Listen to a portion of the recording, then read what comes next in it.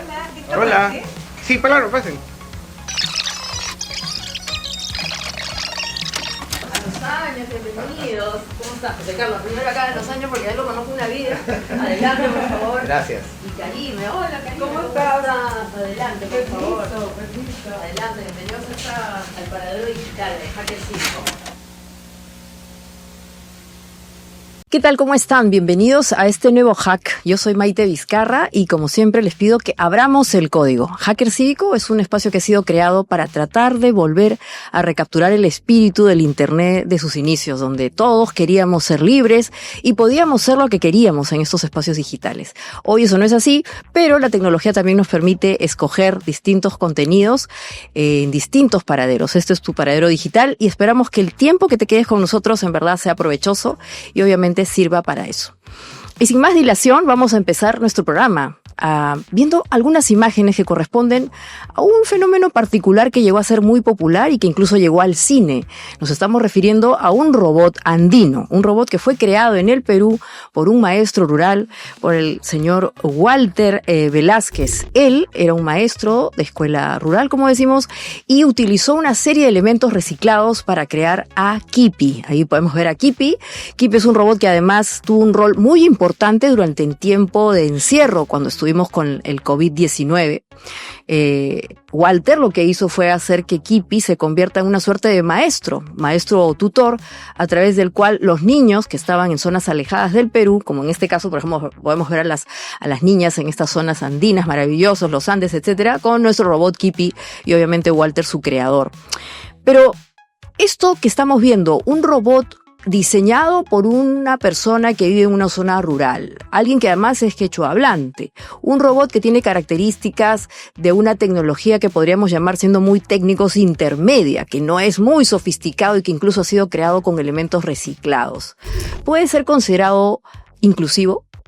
¿Qué cosa es la inclusión digital? Hoy vamos a hablar acerca de eso para hackear la inclusión digital en el Perú, así que bienvenidos.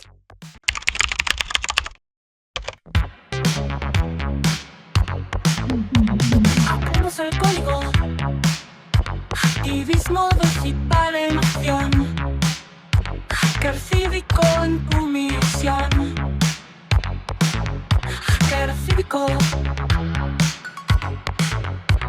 abrimos el código, ideas aterrizan hoy, activismo digital en acción, comunidades en acción, hacker cívico. Bueno, ¿qué tal? ¿Cómo están otra vez? Bienvenidos a Hacker Cívico. Ahora vamos a hablar con dos personas que están vinculadas con este asunto de la inclusión. La inclusión es un término que probablemente viene más de las ciencias sociales, se habla sobre todo de inclusión social, económica, hasta financiera.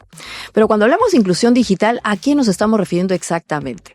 Ellos tienen un paso por el Perú y por otras partes del mundo. De hecho, tenemos uno que viene del Reino Unido, de Europa, y otra persona que viene de Chile. Así que sin más dilación vamos a presentar a Karime Páez. Karime es fundadora de Inclusiva Consulten. Es una consultora, ella es chilena, pero está muy vinculada con el Perú, creo que es chilena-peruana, ya adoptada. Y finalmente, en esta charla que vamos a tener como nuestro segundo contertulio, está José Carlos Mariátegui, que en verdad yo lo definiría como un digerati del Internet. ¿Quién es un digerati?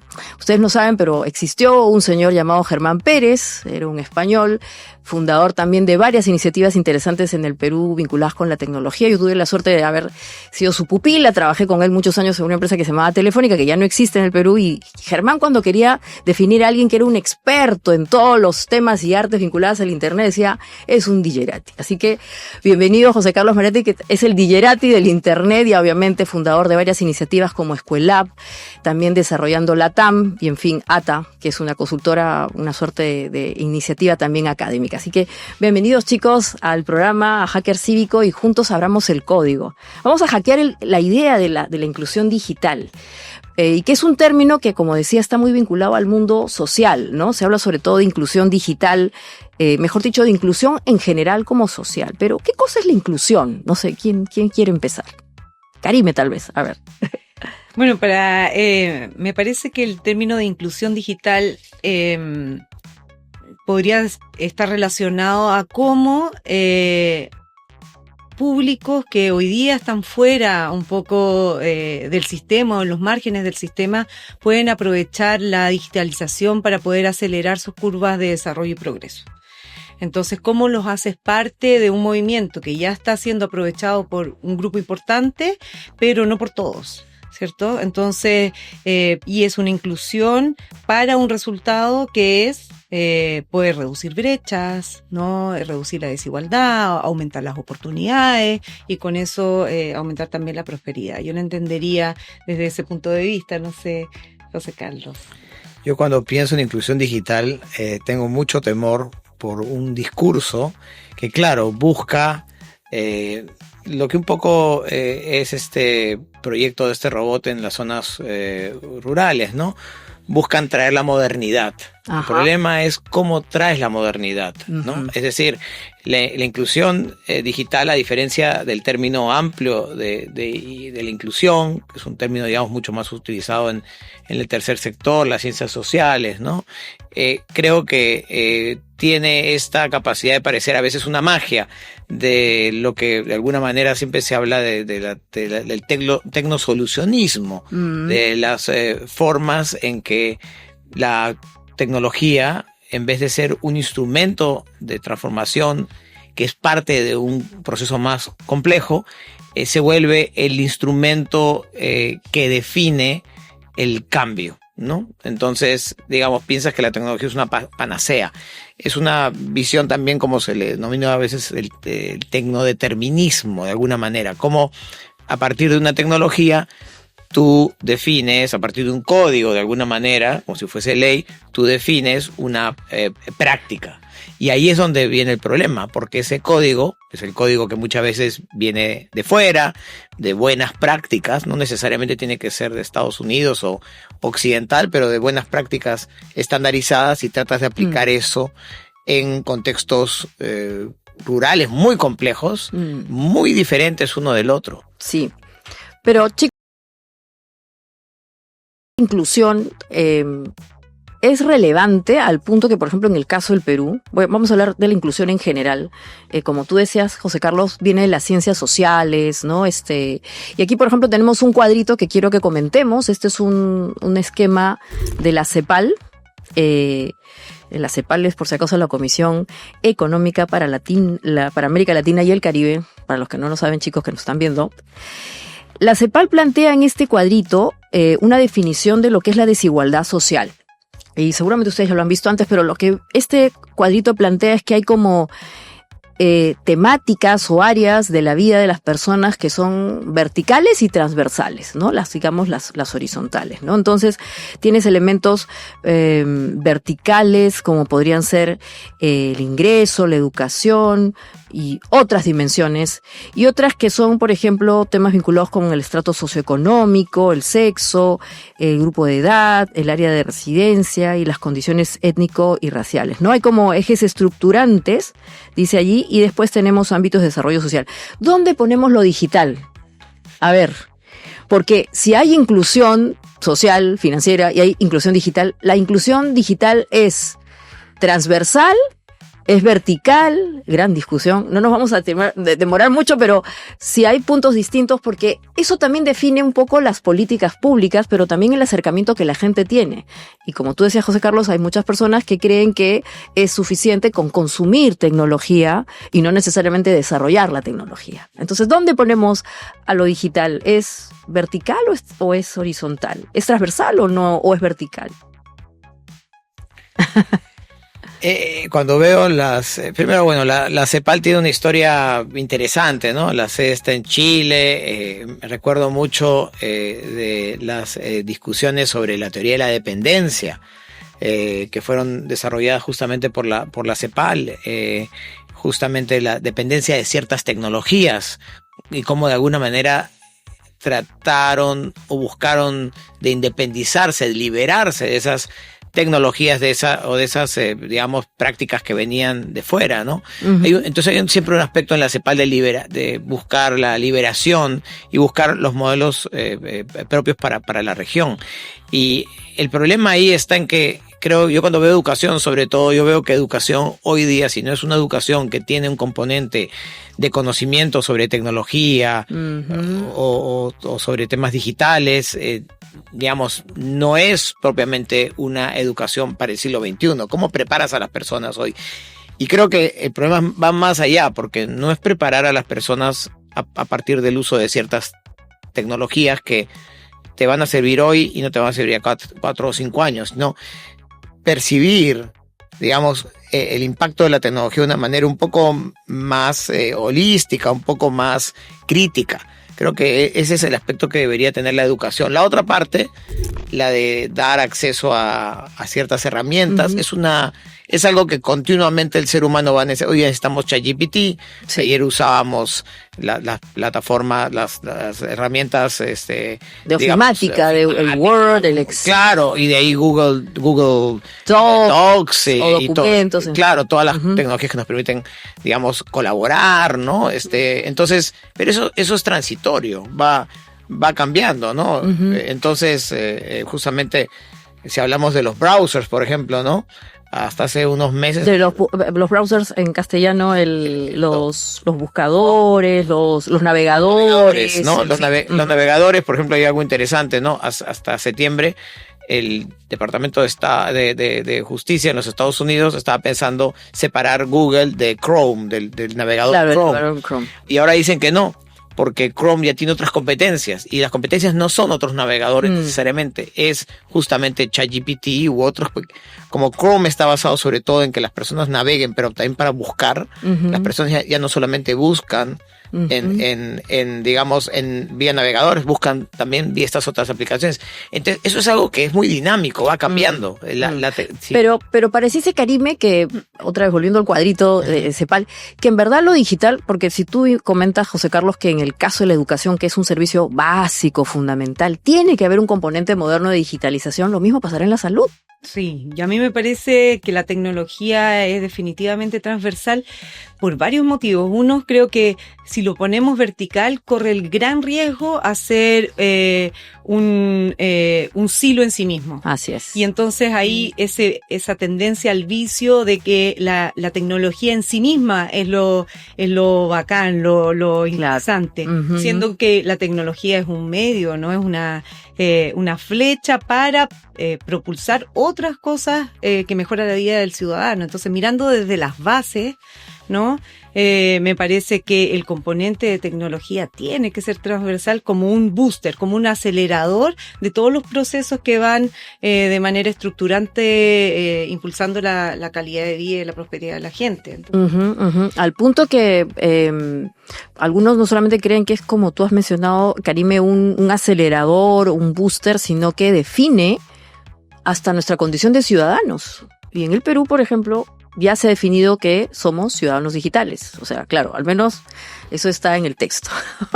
Pero un ciudadano digital, ¿qué cosa tiene de acuerdo al gobierno del Perú? Que en este caso está representado en la Secretaría de Gobierno y Transformación Digital. Esto está adscrito a la presidencia del Consejo de Ministros. Ellos dicen que, por ejemplo, la inclusión digital implica garantizar a la ciudadanía en general el acceso a tecnologías digitales que les sirvan para satisfacer sus necesidades, acceso al conocimiento y también al trabajo, la educación, el ocio y la salud. Y un ciudadano digital, que es el que está incluido, debería tener infraestructura, debería tener habilidades, lo que tú decías, para saber utilizar esto y obviamente acceder a esos beneficios, ¿no? Y todo eso en conjunto vendría a ser la inclusión digital.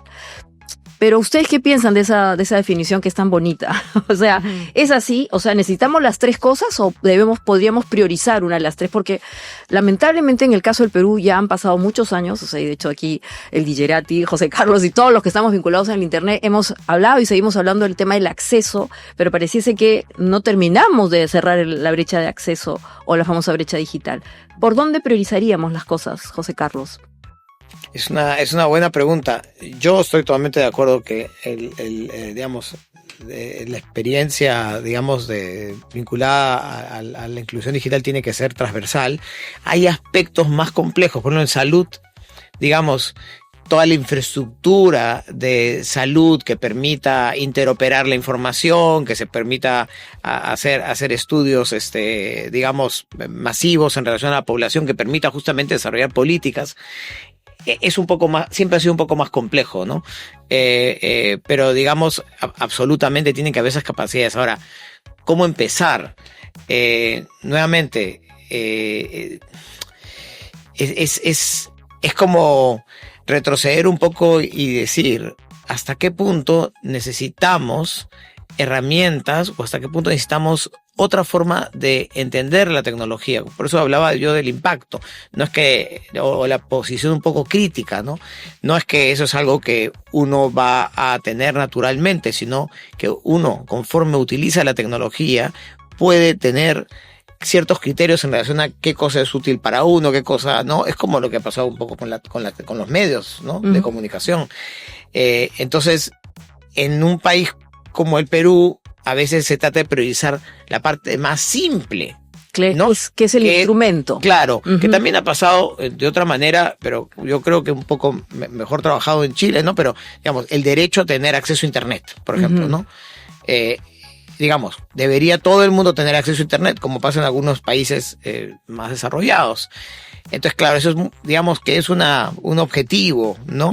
Pero también tenemos que entender que ese acceso hoy día está altamente comercializado por empresas. Entonces, ¿hasta qué punto el Estado debería fomentar eso y no debería fomentar quizás otros aspectos? Es verdad que en provincia hay planes de justamente llevar acceso, sí, pero ahí vienen otros problemas. ¿Con qué tecnología? ¿No? Tú cuando mostraste al robot a Kipi, yo decía, ¿y eso cómo lo escalas?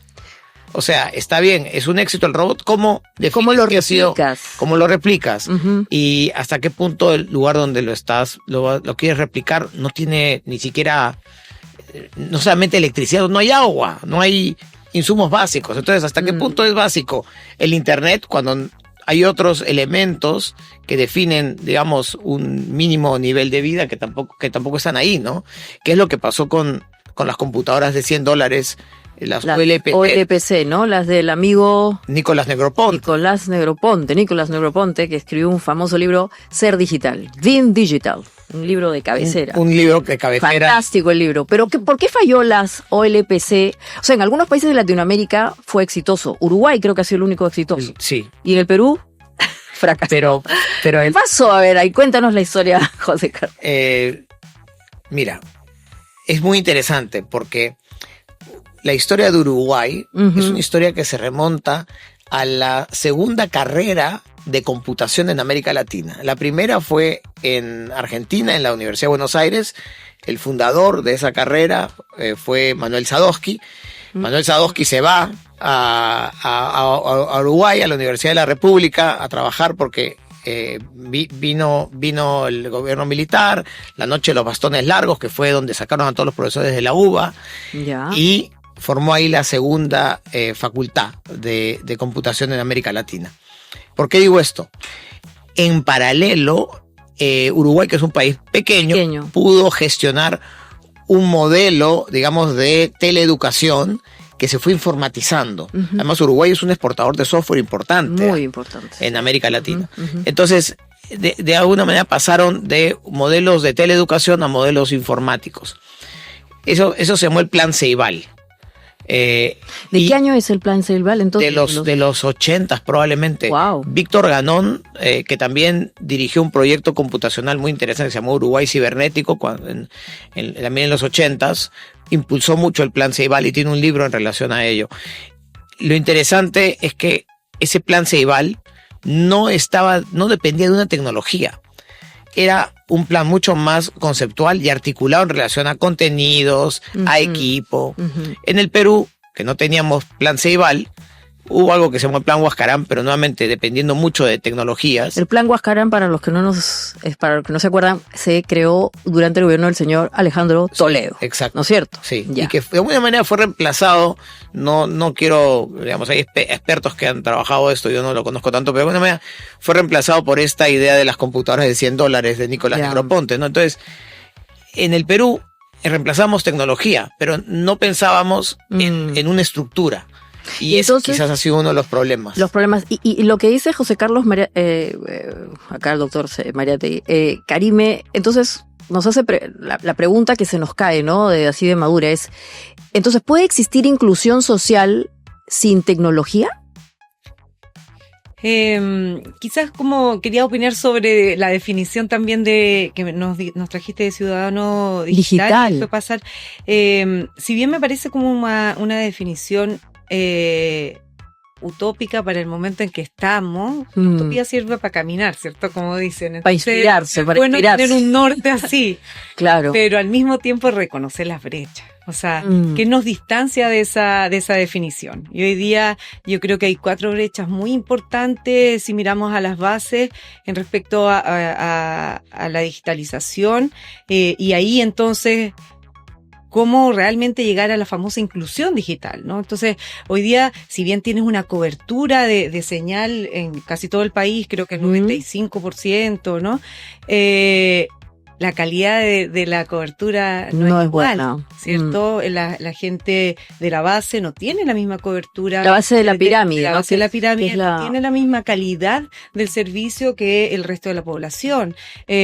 También tienes problemas de uso. Entonces, el desarrollo de habilidades que tiene la base de la pirámide a respecto de las clases altas no es igual. Los devices que tiene la base de la pirámide a respecto de las clases altas no es la misma. Y la confianza que tienen las bases sobre la tecnología no es la misma. Entonces, si no miramos esas brechas, está bien, tengamos un norte claro, interesante, utópico, pero ¿cómo se trabajan las brechas para realmente hablar de inclusión? Entonces, hoy día la inclusión a mí me parece que es un deseo, ¿no? Que tenemos. Qué fuerte, es un deseo. Pero que cómo lo concretizamos, ¿no? O sea, entonces, ¿puede existir inclusión social sin inclusión digital o no puede existir inclusión social sin inclusión digital? Porque la reflexión que ustedes hacen es interesante, ¿no? Este es un programa que habla del hacktivismo, pero uno siente como que tendría que priorizar algunas cosas o no necesariamente, ¿no? José Carlos decía, Kipi, el robot, muy lindo, pero pucha, seguramente proviene de una escuela en donde no hay las 24 horas del día energía de luz, ¿no? Eléctrica, o sí, o no hay mucha agua. Entonces, ¿cómo empatar ese ideal de tecnología con ese tema social? ¿Qué quieren ustedes? O sea, ¿podría haber inclusión social sin acceso a lo digital? Sí. O cuando hablamos de lo digital, ¿de qué estamos hablando? Porque también uno siente que es demasiado wow, ¿no? Como dicen los gringos, rocket science. Pero no necesariamente, tiene que ser una tecnología intermedia o más básica. Sí, o sea, nuevamente, creo que hay que ir a esos lugares donde se aplican estas tecnologías y ahí mismo ver un poco lo que los 4 puntos que ha mencionado Karime no han sido solamente pensados por algunas personas cómodamente en una oficina, es personas que han hecho trabajo de campo y que han anotado cuáles son esas digamos diferencias y esas brechas que hay que desarrollar. Entonces, claro, nuevamente, lo que pasó con la OLPC, solamente por poner algunos ejemplos, trajeron las OLPC que costaban $100. $100 es muchas veces el salario de un campesino o el salario de 2 meses quizás de un campesino en la sierra. Entonces los profesores les decían a los chicos, no te lleves la computadora porque si se pierde tienes que pagarla. Y claro, entonces ya de por sí ahí se genera una brecha. Ahí por sí se está generando una brecha en donde hay una restricción que no permite que ese muchachito, ese niño, pueda tener el acceso a la tecnología libremente, ¿no? O sea, es una de las brechas que has mencionado hace un momento. Nuevamente, otra brecha, la electricidad, ¿no? Si no hay electricidad, o son niños que tienen que caminar a veces 2 horas para llegar, además son colegios, muchas veces unidocente, multiaula, multigrado. Y todo. Es una complejidad también mayor. Sí. Cómo facilitas la tecnología a muchachitos de diferentes edades, ¿no? Entonces, son aspectos que lo interesante ahí es justamente cómo desde nuestras realidades podemos crear tecnologías y metodologías que sirvan en nuestra realidad. Y justamente hablando de cosas que sean creadas desde nuestra realidad, vamos a conocer a Solischa. No sé si la ubican. Solischa es una influencer, es una chica de zonas de zonas rurales, muy, muy particular. Su cuenta en TikTok es una de las más visitadas. No sé si la han visto alguna vez, pero quisiera que la conozcan si no la han visto antes y vamos a ver un video de ella. Es en verdad una influencer. Solischa lo que hace es mostrar lo que tú dices, José Carlos, su propio ambiente, su propia realidad, habla de su cultura, de lo que implica vivir en una zona andina, altoandina, y lo increíble de esto, y esto a ver cómo lo explicamos, es que esa realidad que puede ser muy lejana para mucha gente de zonas urbanas del Perú, tiene muchísima audiencia. Hay muchísima gente que la vea a Solischa. Ahora vamos a ver el videito para justamente para que la conozcan. Pero ¿cómo se puede explicar eso? O sea, nosotros, hablando de la inclusión digital, necesitamos que haya un cierto nivel de representatividad de quién crea el contenido y a quién lo dirige. O sea, como tú decías, es necesario que hayan más personas que se parecen a Solischa, que estén creando contenidos y que representen a ese grupo del donde ella proviene, o no es necesario eso, un poco en función a lo que tú decías, que a veces los contenidos digitales que vemos provienen de otras realidades y lo que hacemos es más bien imitarlos y no lo que está haciendo en el caso, que está pasando en el caso de Solischa. ¿Qué opinan? A mí me parece que desde los territorios se están haciendo muchas cosas, que fue el mismo ejemplo del Kipi, ¿cierto? O sea, si bien totalmente de acuerdo en la pregunta de cómo escalamos esto, qué privilegio tener un prototipo creado de quien sufre el dolor de no tener un problema, ¿no? Y además de haberlo testeado en el territorio con los usuarios de diferentes perspectivas, ¿no? Y entonces los territorios están generando soluciones y usando la tecnología para hablar sobre eso, o generando soluciones tecnológicas desde los territorios. Y me parece que tiene un valor enorme que no necesariamente estamos recogiendo. Y eso me parece preocupante y me parece que necesitamos tener mayor atención. En el caso de Solischa, ella tiene además un grupo de personas que la sigue que no necesariamente es igual a ella, ¿no? Que es diverso, que es regional, que es mundial, ¿cierto? Porque a todos nos da curiosidad entender qué pasa en los territorios, de qué podemos aprender. Y además hay tradiciones ancestrales que al final hoy día están siendo recuperadas para traernos nuevas lecciones. Sí, y creo que ahora sí podemos ver ahí nuestros Master del Switcher nos van a poner el video de Solischa, que se autodenomina como mujeres empolleradas. Empoderadas por las polleras, empolleradas, ahí está. Y claro, ahí la vemos a ella bailando con mujeres de zonas autoandinas, rurales, hacen su pasito. Y hasta hacen también sus coreografías, ¿no? Y no sé si tú habías escuchado o habías visto a Solischa. Sí, en algún momento también la he visto. Me parece que justamente tomando en cuenta lo que acabas de decir, me parece que hay dos componentes importantes. O sea, definitivamente el conocimiento local no hay forma de reemplazarlo, ¿no? Eso además empodera a las personas, les da confianza, autodeterminación, autoafirmación. Pero este tipo de contenidos también nos conecta con la aspiración, con lo aspiracional. Y no hay que dejar de lado lo aspiracional. Lo aspiracional también es el grado de difusión que esto puede tener a nivel regional, a nivel mundial. Y también, nuevamente, y ahí conectándolo con el caso del robot, cómo el Estado puede, cuidadosamente, una iniciativa local, muy, digamos, enfocada a ciertos grupos, cómo lo puede escalar o cómo puede apoyar que esa iniciativa tenga una mayor difusión, ¿no?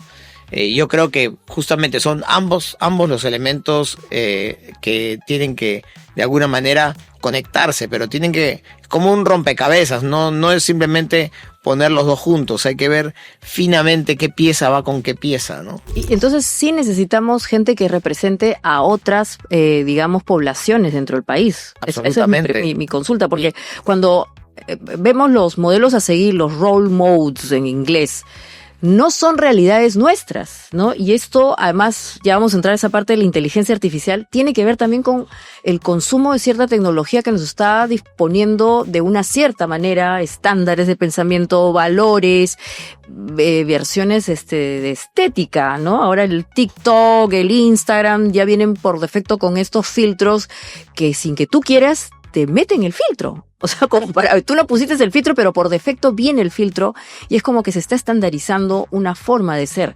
¿Cómo le damos más valor a las salchichas o cómo creamos más salchichas? Rompiendo un poco los estándares. Los estándares están hechos, funcionan muy bien para que interoperen tecnologías. Uh-huh. Pero en una época como la actual necesitamos una diversidad de estándares, una diversidad de formas de pensar, una diversidad de inteligencias artificiales. Curiosamente, creo que los pensamientos indígenas, amazónicos, que también son artificiales muchas veces, o sea, muchas veces son concepciones del mundo, que finalmente son ideas, y todas las ideas de alguna manera tienen un elemento de artificio de creación. Creo que nos enseñan a que no hay una inteligencia artificial, sino múltiples inteligencias artificiales.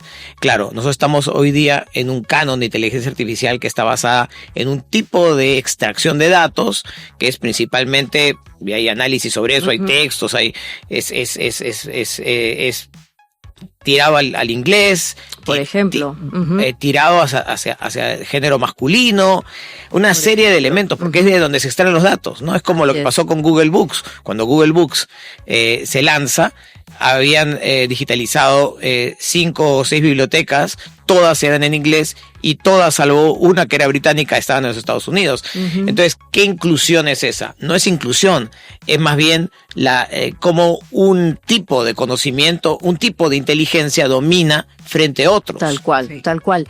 Y ahora vamos a ver esta imagen donde también corresponde este informe, dicho sea de paso, si lo quieren después buscar, de la CEPAL, hace un estudio acerca de qué cosa es esto de la inclusión digital. Y aquí lo que plantean es qué cosa es el mundo de lo digital, ¿no? O sea, si uno, en verdad, como decía Karime, aspiracionalmente, o sea, quisiéramos motivarnos, a esa es la meta, eso debemos llegar. Bueno, deberíamos llegar a eso, pues.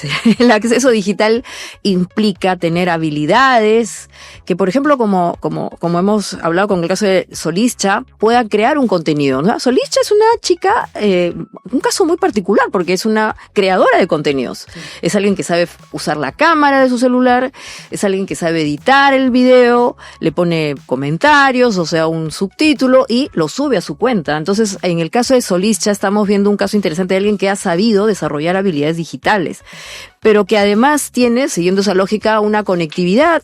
Gracias a Dios, en su zona hay conectividad, puede subir su video, o lo colocan una hora donde haya tráfico y después todos sus seguidores lo ven, y también tiene una motivación, unas ganas de querer socializar digitalmente, ¿no?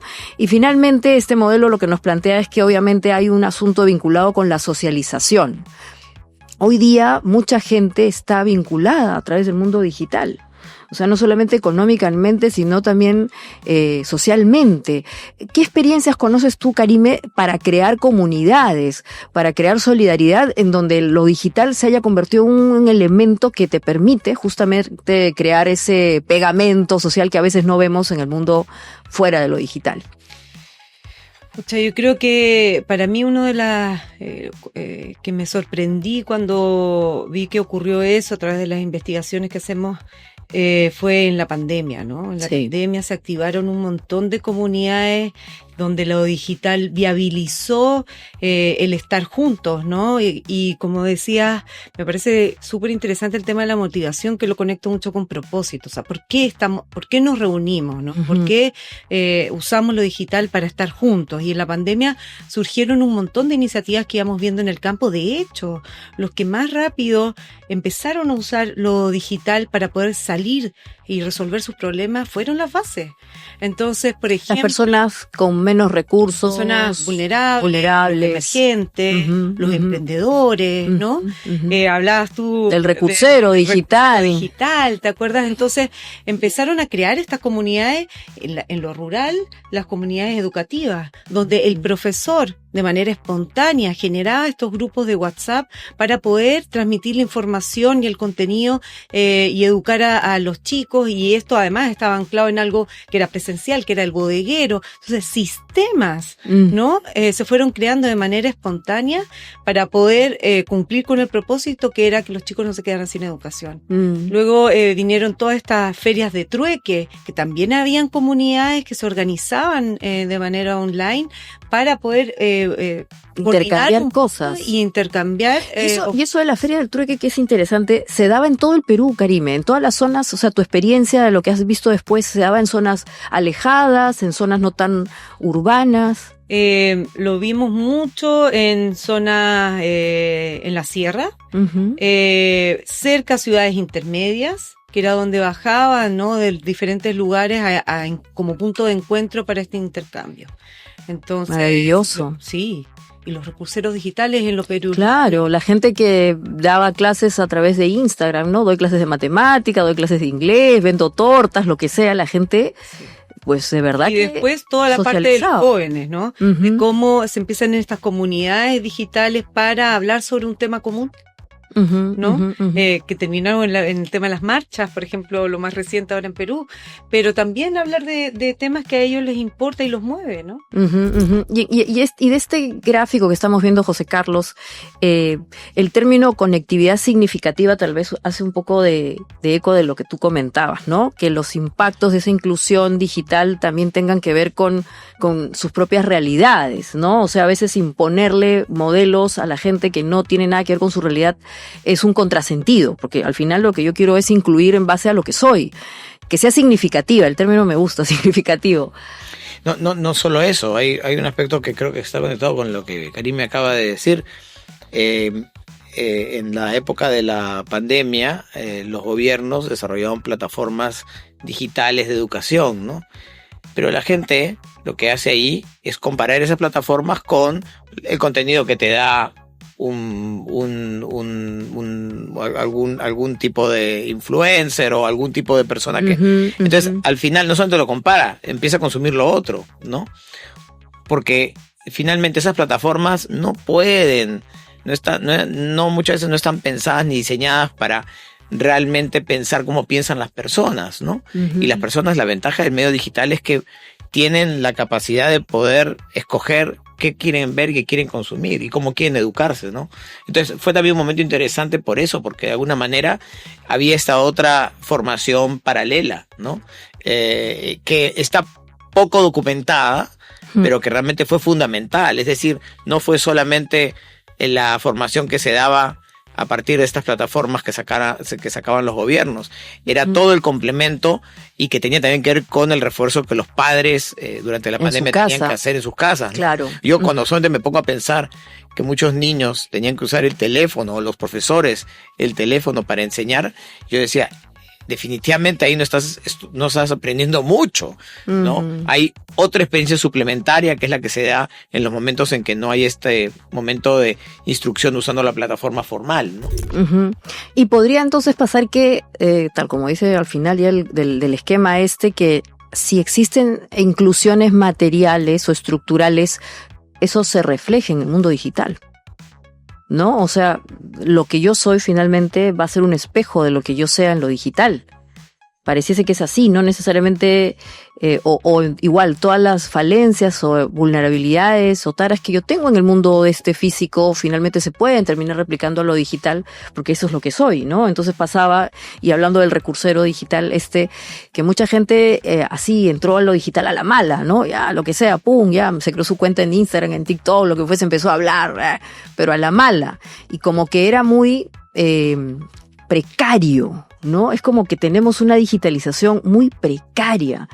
Y para fenómenos que ahora vamos a entrar en ese asunto, como la inteligencia artificial, tú necesitas un poquito más de lo precario, ¿no, José Carlos? Porque finalmente, aun cuando la interacción con la inteligencia artificial, que hoy día conocemos más que es la generativa, y que básicamente es preguntarle con un texto a un software que se llama ChatGPT y que es empático, entre comillas, necesita pensamiento crítico, que por ejemplo no necesariamente, ahí nos vas a contar tú más, Karime, proviene del mundo de las sociedades más vulnerables. es al revés, parece, ¿no? Que más bien las personas que vienen de estratos sociales con dificultades no son tan abstractos, ¿o sí?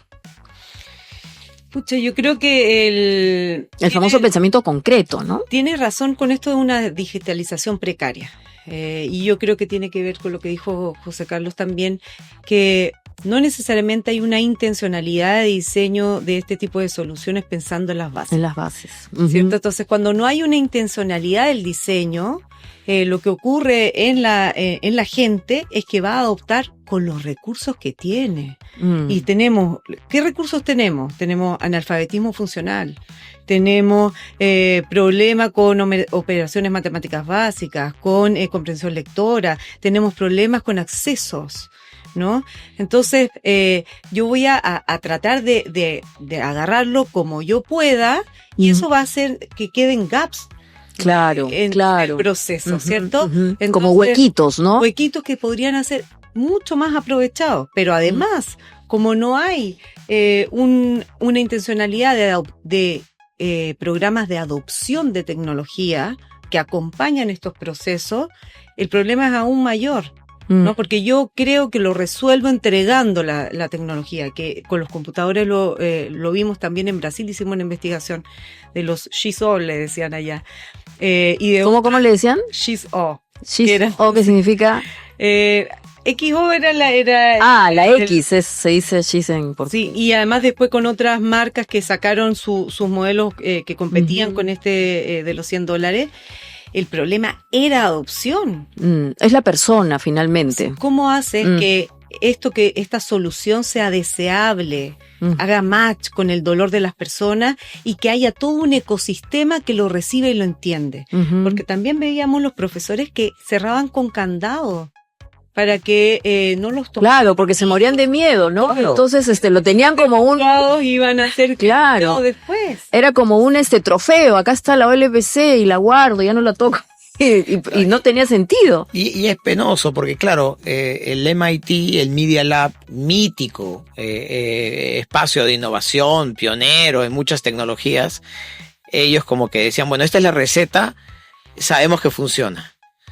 Pero la realidad es que fueron, en ese sentido, bastante poco modestos, porque en vez de implementar estas tecnologías, o sea, Negroponte se volvió en América Latina y en África un vendedor de computadoras, no se volvió, y por eso fue también tan criticado luego. Pero, digamos, lo que debieron haber hecho es, hemos investigado, cognitivamente sabemos que los niños utilizan estas herramientas así o así, pero vamos a explorar cómo operan en estos contextos rurales. No decir, bueno, esa es la tecnología y así es como tiene que ser. Claro. Eso siempre ha pasado además con el MIT. El MIT siempre cree que sus formas, sus modelos son inequívocos. Son los que son. Son los que son, ¿no? La piedra filosofal. Ese es el gran problema. Y lo peor es que nuestros mandatarios aceptan esos modelos y pagan cantidades enormes de dinero enormes, sí. por eso. O sea, los creadores de políticas públicas, ¿cómo le llaman? Los policy makers en inglés, a veces no saben mucho de esto.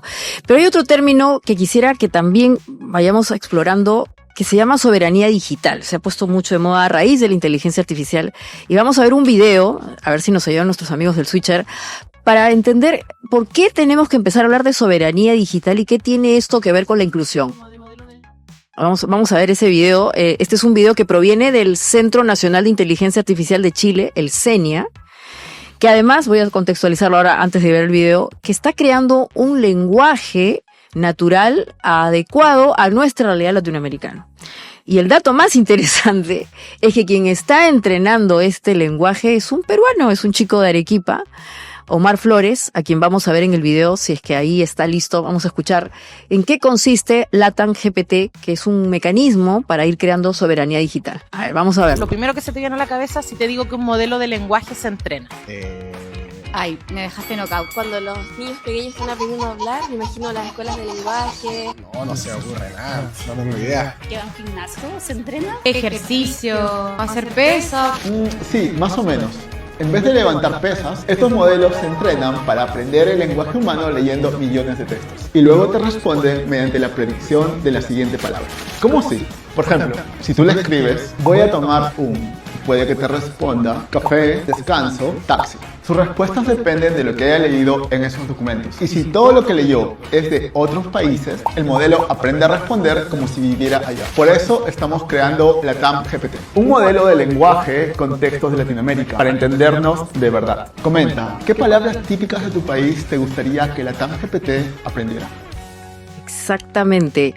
Esta es una iniciativa súper interesante, no sé si ustedes la conocían. Como he dicho, LATAM GPT es una iniciativa que se está incubando en Chile. Hemos tenido suerte de conversar con el mismo director del CENIA, y obviamente hay muchas cosas que se pueden hacer entre Perú y Chile. Pero lo interesante de LATAM GPT, José Carlos, es que es un modelo que, como decía Omar, está siendo entrenado con nuestras formas de hablar, con nuestras visiones, con nuestras jergas, porque no somos lo mismo los latinoamericanos que los europeos, ni que los americanos del norte, ni menos los asiáticos. ¿Eso se puede considerar soberanía digital? ¿O qué cosa es la soberanía digital? Que es una palabrita que ha empezado a ponerse muy de moda en ciertos círculos de los hackers y no sé qué. Es que creo que la soberanía digital tiene que ver con lo que hemos hablado hace un momento, hasta qué punto también el Estado se responsabiliza por desarrollar sistemas propios y no importar todo, ¿no? Y lo que están haciendo en Chile, de alguna manera, es tratar de pensar desde América Latina.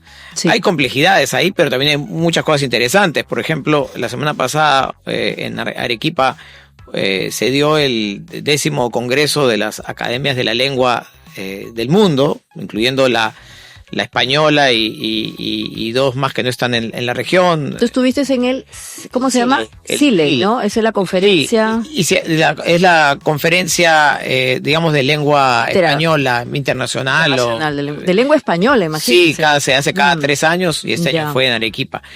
Lo interesante es que se incorporó muchas mesas sobre otros lenguajes, como los lenguajes amazónicos, los lenguajes quechua, y en algunos momentos se hablaba de cómo ciertos vocabularios en quechua parece que el quechua es un idioma muy fuerte, muy dominante, y no solamente ha dominado a la aymara, a los lenguajes amazónicos, con ciertas palabras que se utilizan en quechua, pero que, digamos, se utilizan en igual de otros dialectos, sino también en el español, ¿no? Hay muchas palabras que usamos. Por ejemplo, Pucho, por ejemplo, yo no sabía. Pucho es que se usa en Argentina, en muchos lugares es una palabra quechua, pero guagua. Claro, guagua también. Entonces, ¿qué guata pasa? ¿Guata también es quechua? Guata, vaya. Pero por eso es un idioma muy fuerte. Entonces, ¿cómo vamos a hacer para poder incluir ese dominio de ese idioma en ese modelo? Va a ser muy interesante. Y lógicamente, como tú bien dices, es algo más regional. Ahora, el problema no solamente por ahí, también el problema es que ese lenguaje dominante regional no se vuelva un lenguaje dominante en zonas donde más bien se requiere una diversidad lingüística. Las zonas amazónicas donde hay cientos de lenguajes diferentes. Dialectos, ¿no? Dialectos y lenguajes que también no están unidos, son de familias separadas, ¿no? Roberto Sariquey, que es un especialista en taxonomías idiomáticas amazónicas, ha hecho varios estudios en relación a eso. ¿Por qué es importante romper con los dominios de la inteligencia artificial de una forma y hablar de inteligencias artificiales? Porque de ahí va a depender también cómo encaramos la diversidad cultural, la diversidad, digamos, de producción de medicinas, de alimentos. Hay estudios en relación a cómo la reducción de ciertos lenguajes en el África han impactado directamente sobre la producción de conocimiento y por lo tanto de ciertos productos medicinales. Entonces, el lenguaje, porque hay un conocimiento ancestral que está vinculado al idioma, ¿no es cierto? Claro, pero al final el lenguaje es la forma en que tú haces sentido de las cosas. Así y es la forma en que produces conocimiento. Entonces, ese conocimiento se muere con esa lengua, conocimiento en relación con la persona se muere. Sí, se muere con las personas, exactamente. O sea, por ejemplo, es lo que ha pasado, obviamente históricamente, con las famosas lenguas muertas, porque desaparecieron, ¿no? El arameo, hay muy poca gente que habla el latín o el griego, ¿no? Es una cosa muy chiquitita que tienen una concepción de la realidad, pero volviendo al tema de la soberanía, ¿no? O sea, claro, es interesante lo que plantea José Carlos, porque hay toda una revisión sobre las políticas públicas vinculadas a lo digital, que antes, por ejemplo, eran muy opuestas al asunto de que el Estado entre en algunos ámbitos de prestación de servicios. Y para eso están las empresas privadas, no sé qué. Pero lo que nos dice la experiencia chilena es interesante, porque están diciendo, acá tenemos que tener un rol un poquito más activo, chicos. No podemos dejar que solamente los amigos de ChatGPT, los amigos de NVIDIA, los de DeepSeek y no sé qué, armen los modelos, porque de todas maneras no nos están terminando de representar. Y finalmente también hay un asunto aquí humano, porque ya sabemos que la inteligencia artificial reproduce formas de ver el mundo y los sesgos. Entonces, la soberanía digital, Karime, ¿cómo puede ayudar en ese sentido a mejorar la inclusión de las personas? Yo creo que ese es el gran riesgo, ¿no? El de reproducir los sesgos y estas narrativas, por ejemplo, en mi caso con temas de pobreza. Entonces, en la medida en que no podamos nutrir estos sistemas de información diversa y compleja, ¿no? Desde los lenguajes hasta de las tradiciones, ¿no? De nuestra cultura regional, digamos, es muy probable que se repliquen y fortalezcan los sesgos y estas narrativas que son un problema para la sociedad, ¿no? Entonces, me parece muy importante que haya un rol intencional en ese sentido de cómo podemos hacer que sea una inteligencia que incorpore todas estas complejidades de nuestro territorio. Que nos represente, ¿no? De hecho, hay unas investigaciones muy interesantes, tal vez tú las conoces, José Carlos, cuando ustedes saben que la inteligencia artificial generativa genera imágenes, textos, videos, lo que sea, con el solo hecho de escribirlo, ¿no? De escribirlo muy bien. Y hay gente que cuando le ha pedido a las distintas inteligencias artificiales que les plantee un escenario de gente pobre, generalmente el sesgo es muy fuerte. Aparece una persona mayor, un viejito, ni siquiera un viejito, una persona mayor con ciertas características en un ambiente oscuro, que parece de la calle, que parece de Latinoamérica, con personas de un cierto color de la piel. Entonces tú te das cuenta y dices, wow, o sea, la inteligencia artificial reproduce o tiene la idea de que la pobreza tiene que ver con cierta gente, con cierto espacio, con cierta edad. Y eso evidentemente puede terminar reforzando niveles de autoexclusión, ¿no es cierto? Exacto. Evidentes, además, cuando te pones cultura peruana al ChatGPT te aparece la llama, te aparece todos esos. Claro, y no aparecemos todos, que esto es un país además multicultural, multidiverso. Es curioso, ¿no? Porque la inteligencia artificial con tecnología a partir de eso supone que busca que sea todo más inclusivo, pero al final lo que hace es te restringe, te da una visión muy limitada del mundo, ¿no? Muy limitada, ¿no? Bueno, también seamos buenos con la inteligencia artificial. Lo que pasa es que la inteligencia artificial se alimenta de las millones y millones de datos, el famoso Big Data, ¿no? Y ahí viene la gran pregunta, o sea, nosotros como sociedad peruana, ¿cuánta representación tenemos en ese mundo digital, no? Muy chiquitito. O sea, por eso necesitamos más gente que esté generando contenidos como Solista, como, en fin, no sé, acá Karime pronto va a sacar su videopodcast, que haya diversidad, porque eso también nos representa para el volumen de datos que en algún momento alguna inteligencia artificial va a terminar alimentando para desarrollar. Es una cosa adicional, no es solamente el contenido, sino las estructuras, las taxonomías. ¿Cómo es eso, José Carlos? Nuestro universo está dado mediante un modelo establecido de jerarquías de órdenes, que es el modelo en el que vivimos, el modelo taxonómico de Linneo, digamos, el modelo taxonómico donde está identificada una planta así, un animal así, pero si uno se va nuevamente a otras realidades, hay taxonomías mucho más complejas, donde un animal está definido de 5 formas diferentes, si el animal es de tuyo, si es de tu vecino. Claro. Entonces, todas esas taxonomías hacen que los mecanismos de categorización puedan ser más fluidos. el sistema digamos, en el que vivimos nosotros no es el único sistema de categorías, hay otros. Entonces, Claro. no es solamente el contenido, sino también cómo ordenamos ese contenido y cómo lo hacemos más fluido. Esto hablando de la inteligencia artificial, Sí, ¿no? claro Que que sí. cuando tú te refieres a taxonomía, va a haber otro capítulo, otro hack de la inteligencia artificial, pero voy a adelantar. Es que tú ves un cubo y este cubo tiene colores, no es cilíndrico, tiene esquinas. Hay una serie de atributos Sí. que tú le das a la realidad en base a tu idioma. De hecho, como nos has contado, hay idiomas en donde no existen algunas palabras que hay en el castellano.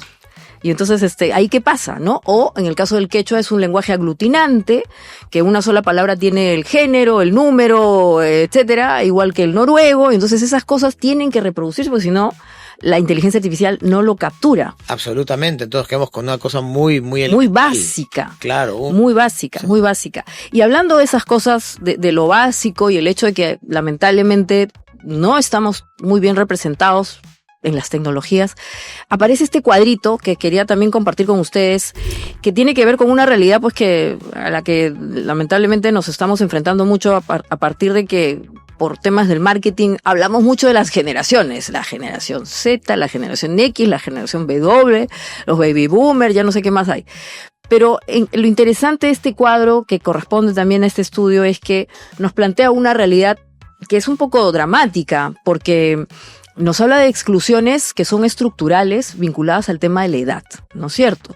Y que además, si a eso le metemos la variable de que hay una mejora en la calidad de vida que hace que las personas vivamos o tengamos mayor posibilidad de vivir más tiempo, el concepto mismo de envejecimiento pues está cambiando, ¿no es cierto? Entonces una persona de hace 30 años, de 50 años era una persona que no tiene nada que ver con la de hoy, o una de 60 tampoco, y así será pues en 20 años. Entonces el concepto mismo de las edades, eso que se conoce como edadismo, ¿cuánto puede también afectar la inclusión? ¿No? Hay gente que se autoexcluye, ¿no? Yo he escuchado muchos señores que son súper guau, no sé qué, muy gerentes, muy no sé qué, y dicen, no, esto de la inteligencia artificial no es para mí.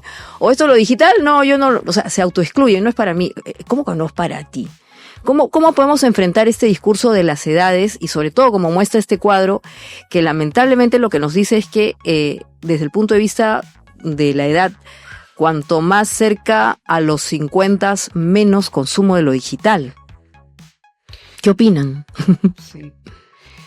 Yo creo que el mercado se encarga siempre de la parte más numerosa.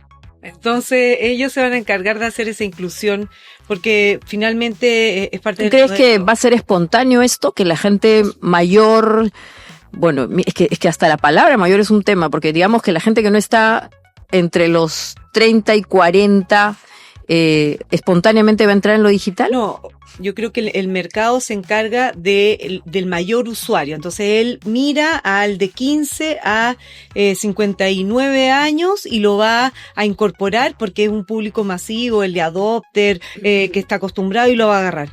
Pero en las orillas, no, sobre todo los mayores, que no son tan apetecibles por el mercado, ¿quién los toma?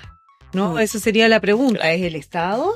¿Es las multilaterales? ¿Son las ONG?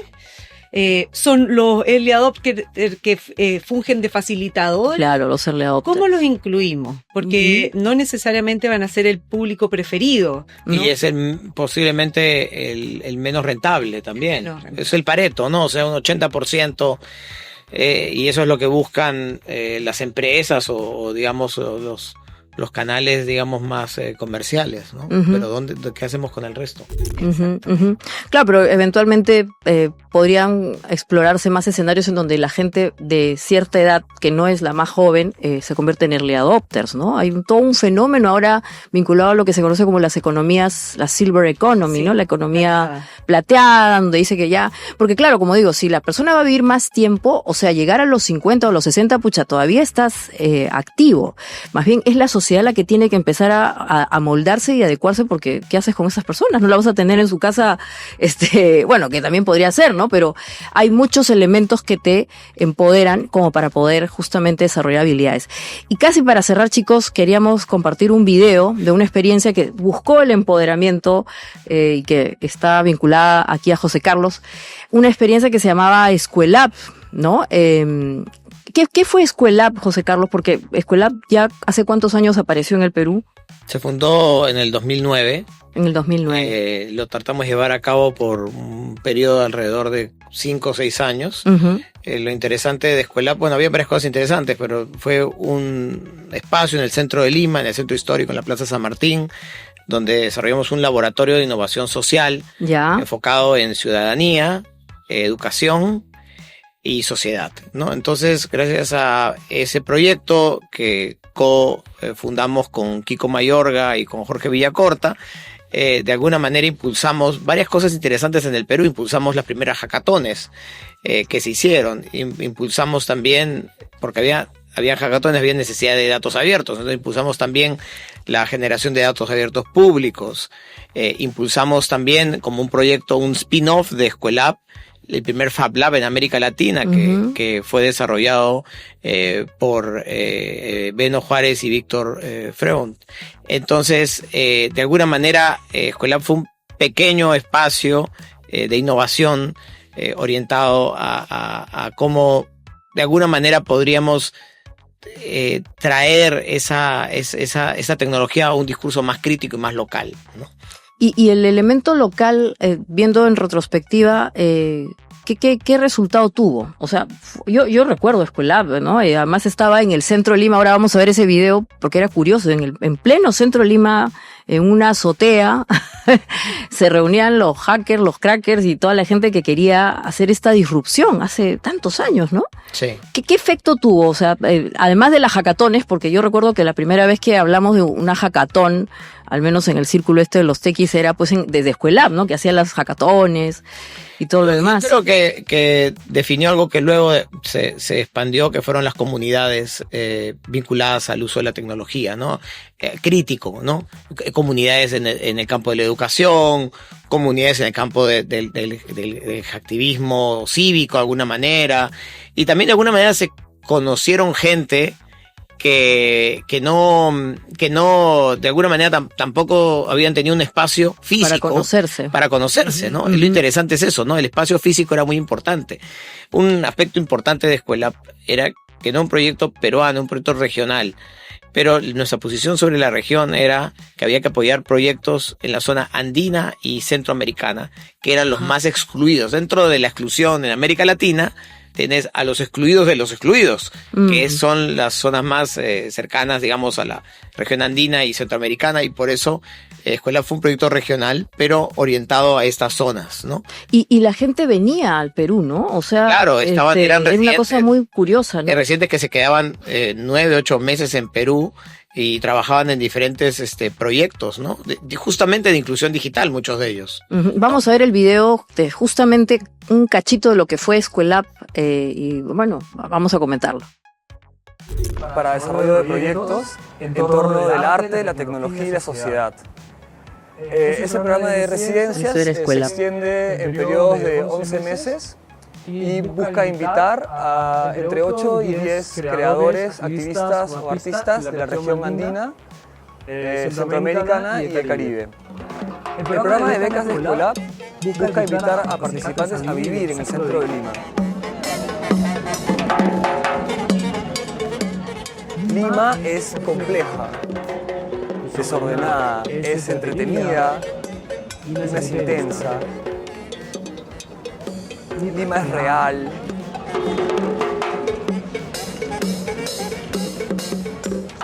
Hay barrios en Lima que se dedican exclusivamente a un tema, ¿no? Por ejemplo, Wilson, las galerías Wilson, que está aquí a 2 cuadras de Escuelab, es un complejo enorme que se dedica a la distribución de partes informáticas para computadoras.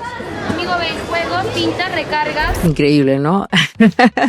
Es una cosa que es interesante es que una de las razones por las que pusimos Escuelab ahí, o que nos dimos cuenta también mientras hicimos el proyecto, era que hay varios clústeres tecnológicos. Claro. Tecnológicos, manufactureros, en esa zona del centro. Que sigue estando. Existen, claro que sí. Y nuevamente, son clusters. Lo que pasa es que a veces pensamos en la informalidad, en fin, pero son clusters de comercialización y producción, ¿no? Tú sabes que una vez, ya casi para ir cerrando este hack que ha sido muy interesante, una vez hicimos una entrevista a un profesor de programación ruso de la Católica. ¿no? Que era uno de los pioneros en ese momento, hace más o menos por el 2012, de inteligencia artificial, y él comentaba que cuando llegó al Perú preguntó dónde está el espacio donde congrega pues a los programadores, a los hackers y no sé qué, y le dijeron, ándate a tal universidad. Dice que él se fue a la universidad y dice, no encontró nada, entonces le dijeron, te tienes que ir a Wilson. Y en Wilson, este profesor ruso que ahora está desarrollando inteligencia artificial, no sé si todavía está en la Católica, nos dijo, encontré lo que estaba buscando.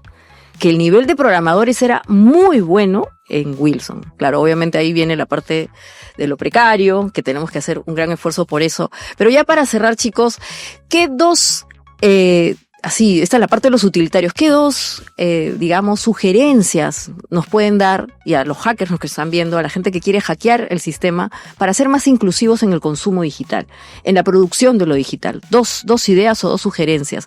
Porque uno mismo también puede ser inclusivo, ¿no? Cuando consume, o cuando eventualmente comparte, o cuando eventualmente tiene esta relación con lo digital. ¿Qué sugerencias nos darían en ya llegando a la parte final de los utilitarios? Consumir más cosas locales, buscar más contenidos locales que de fuera. ¿Cómo hacemos que nuestra propia relación con lo digital sea más inclusivo o más inclusiva? Yo creo que es frenar un poco ese impulso de hacer lo habitual y de verdad, de manera consciente, mirar lo que no es esperado. Entonces, mirar hacia lugares distintos, aprender de personas diferentes, mirar estos territorios con curiosidad, ¿no? Ser también más consciente de nuestros propios sesgos, ¿no? Para dejar entrar y dejarnos sorprender por aquellas cosas que están ocurriendo en los territorios de los cuales podemos aprender mucho y podemos traer a la conversación. Creo que para mí sería interesante. ¿Tú, José Carlos? Yo coincido completamente con Karime. Yo diría que si usa ChatGPT, usa Claude o usa herramientas alternativas, o combina, ¿no? O combina, o no uses una solamente. Claro. ¿No? Si usas Chrome, también usa Firefox o usa otros navegadores alternativos que están saliendo, etcétera. O sea, creo que tiene que ver con eso, con no tener una sola perspectiva, sino tener una perspectiva un poco más multidimensional. Porque así es la tecnología. La tecnología, finalmente, es hecha por ingenieros que tienen una forma de ver las cosas. Si trabajas con 2 o 3 tecnologías, vas a tener formas más amplias de ver las cosas y también te vas a poder hacer tú mismo un propio, digamos, de alguna manera, vas a poder tener tus propios criterios, establecer un criterio. Claro, y generalmente creo que es muy bueno compartir tener contenidos o consumir contenidos que no necesariamente son los que habitualmente quisiéramos, ¿no? Porque eso también refuerza los sesgos de percepción, todo este tema de la polarización. Buscar cosas que no, pues, como bien decía Karime, que nos pueden parecer hasta extrañas, porque a partir de ahí también abrimos la posibilidad de que otras perspectivas sean incluidas, ¿no? Así es, bueno, les quiero agradecer mucho por haber estado con nosotros en este Hacker Cívico y a ustedes pedirles que, como siempre, nos vean desde nuestras redes sociales como Tectulia, Hacker Cívico P, y obviamente en el YouTube le dan suscribirse para que este contenido sea visto por más gente, para ser más inclusivos, y nos vemos ahí en las redes sociales. Hasta el siguiente hack.